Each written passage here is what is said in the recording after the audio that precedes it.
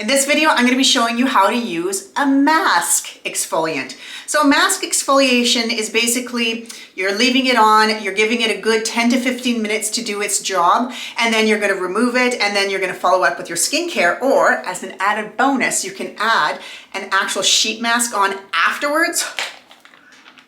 Chef kiss perfection. This is kind of one of my favorites as a treatment. It does, of course, take a little bit of time, but I wanted to show you how to do this. So let's get into it, shall we? So you're going to pick your mask of choice, and you can either use a fan brush or you can use a spatula. Let's try both. I think this one's too liquidy. Yeah, it's definitely too liquidy.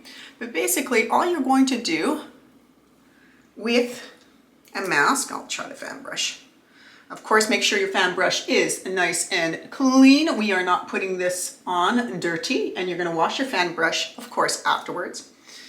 Most of the masks that you use that come from a jar, again, you don't technically want to double dip, but at the same time, if it's only you using it, you should be okay as long as your equipment is clean. If your equipment is not clean, then please don't double dip. Just pour some out in a little jar so that way you're not over processing the skin. Okay. So this one is pretty darn quick. And what you're going to do is put it on. And again, leave it on for that 10 to 15 minutes. Now, can you exfoliate under the eye with a chemical? You have to be really careful of the percentage. You can go like a little bit just in the corners. And if you can see, I'm barely touching anything, but you really don't want to go underneath the eye with any type of chemical exfoliant. The skin around the eye is extremely delicate. So please be mindful of that. Most of these masks you can use in the eyebrow area, of course, not a problem, but nothing below the eyebrow. And of course, make sure you're really generous in the nose area.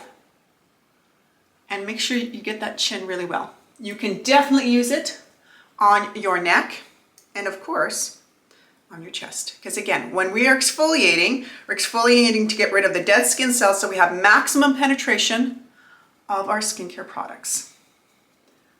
So you're going to do this, and then you're going to leave it on for a good, well, depending on the instructions, 5, 10, or 15, or 20. Again, depends on the instructions. Time is up, so let's remove the mask. You're going to use a very wet face cloth, and just like I've said in other videos, up and out, making sure you remove off all the product. You don't want to leave any on.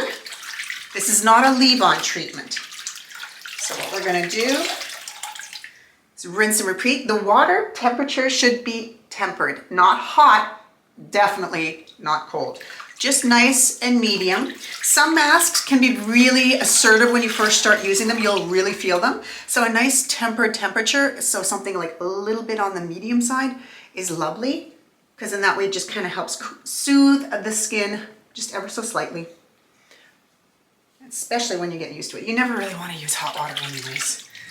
I mean, hot water, yes. Hot tub, yes, when you're trying to relax. But when it comes to your overall body and the wellness of your skin, a hot water does not do well with us. Our skin doesn't quite like that, especially if you are a drier skin type. We don't like that at all.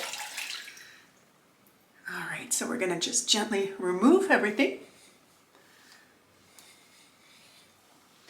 And for fun, let's follow it up with a sheet mask. So you're going to grab your sheet mask of choice.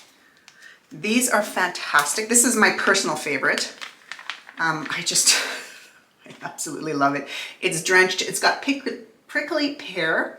This is a completely clean line, so anybody who has really sensitive skin, delicate skin, I always go back to this one. I always go back and buy more. I always go back and keep using it because my skin just loves it so much, and it just literally sucks up all the hydration. So when you're using your mask, you're going to apply it to your forehead first, kind of match it so you get the nose covered. There we go.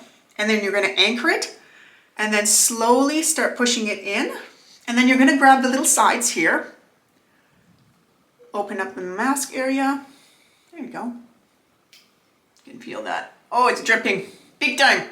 So you're going to grab it, and then again, really just kind of mush it onto the face, smooth it down.